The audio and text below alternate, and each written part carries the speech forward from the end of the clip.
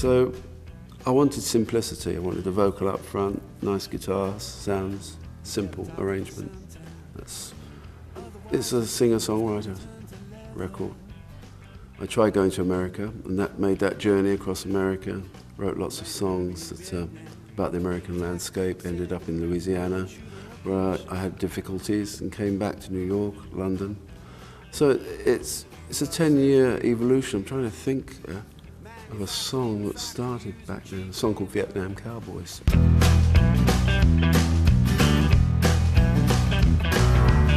You better top up your suntan, otherwise your skin is gonna turn to leather.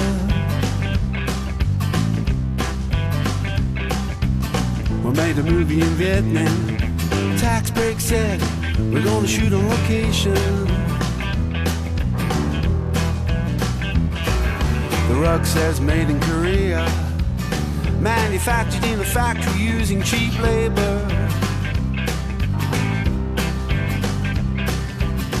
And all over Asia, third world becoming a major league player. Mass production in Saigon, while auto workers laid off in Cleveland. Hot jacuzzi in Taiwan, with empty factories in Birmingham. Now it's baby boomers in Hong Kong. Others were written more recently, post-2004, when I had an accident in New Orleans. I was attacked and shot, so I wrote one song in intensive care. So. Strutting his stuff, he's got the perfect mullet. Nobody really knew who I was when I first got in there, because I was just another body off the street. And they gave me a tag. My name was Unknown Purple. I don't know why I was unknown, but maybe I turned purple. I'm not sure. And did all the sort of emergency room stuff. And they put me on all these machines, like they do most people. And suddenly I thought, how do I stop myself panicking myself to death here? Because, I was really terrified. So I started writing lyrics, a notepad. The original draft is still on, I think, LSU notepad. Yeah. It's wonderful to be in that, not wonderful, exciting, not a good experience, but I like to use situations like that to write myself out of a life crisis.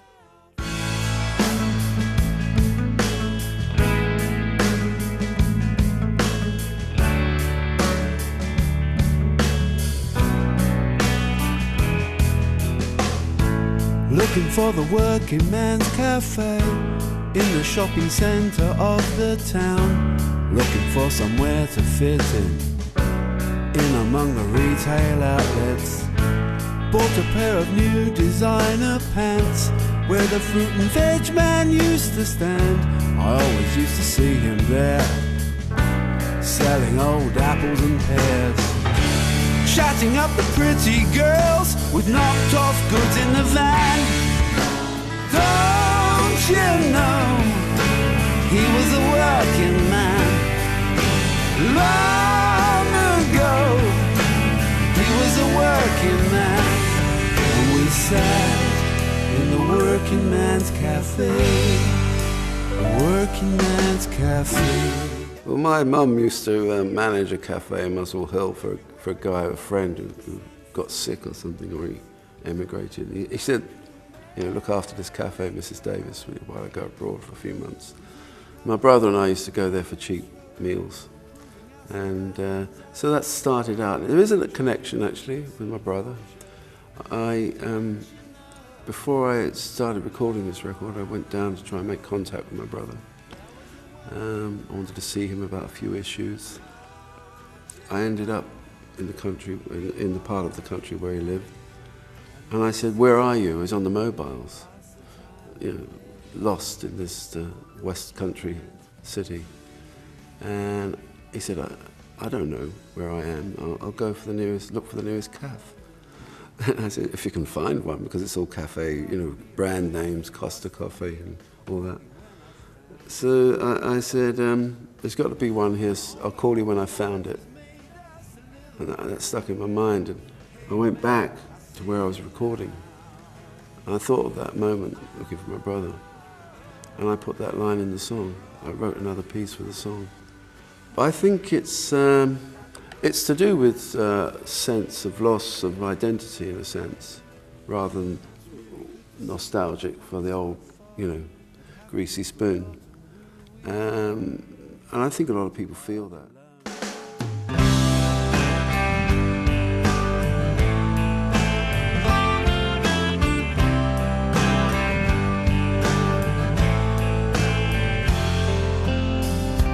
Is this really it?